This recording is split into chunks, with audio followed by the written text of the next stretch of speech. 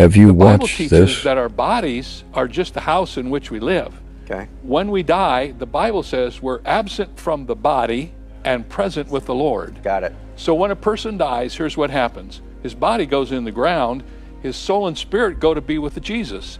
And so it's true that when a person dies, their body goes in the ground. But in a Christian funeral, if you're a pastor, and we have a lot of pastors who watch TBN, you all know that when you do a service for a Christian person, there's this sense that that person isn't there. Yeah. Their body might be there, but they're not there. They're in heaven. Right. And so that's the difference. Heaven is the place where we go, really, the real us, our soul and our spirit, but we put our body, and then one day, God isn't going to forget about the body. One day the rapture is going to come, and he's going to get our bodies out of the grave and take us up to heaven, reunite our bodies with our soul and spirit, and the Bible says, and so shall we ever be with the Lord. Beautiful. Isn't that great? Beautiful. Yes. So the Bible does not teach universalism. The Bible does not teach that everybody gets to go to heaven. The people that go to heaven are the people who put their trust in Jesus Christ.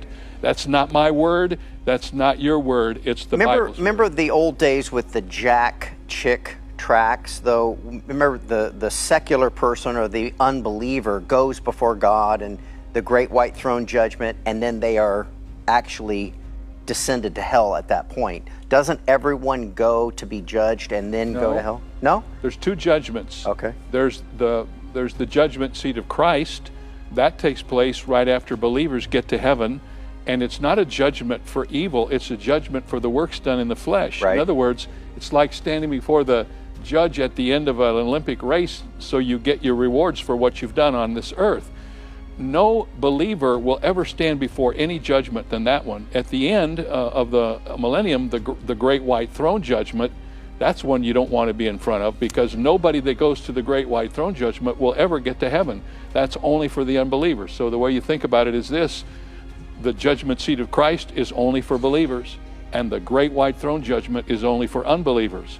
If you're at the great white throne judgment, you're in a heap of trouble. Okay, so if you're an unbeliever and you die now, you don't go to any current judgment, you just go directly to hell.